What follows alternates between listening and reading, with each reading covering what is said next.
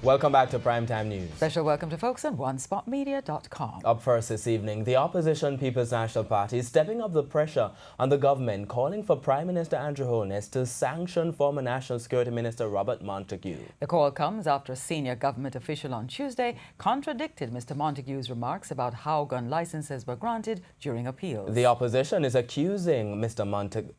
insisting that Mr. Montague told a blatant lie. TVJ's Andrea Chisholm has the claims and counterclaims in this Primetime News follow-up.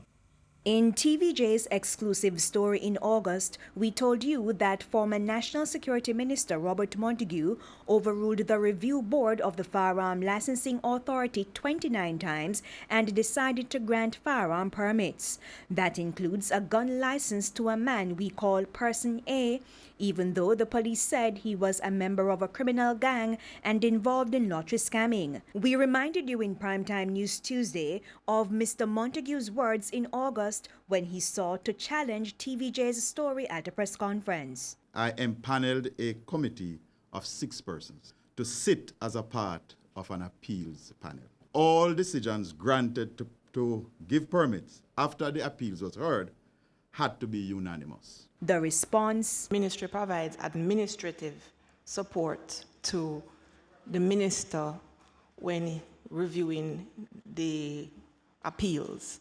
And the minister himself makes the decisions on these appeals. As reported on Tuesday, Permanent Secretary in the Ministry of National Security Diane McIntosh basically told a parliamentary committee that there was no appeals panel. She said it was administrative support which was given to Mr. Montague, who ultimately made the decision to grant the gun licenses.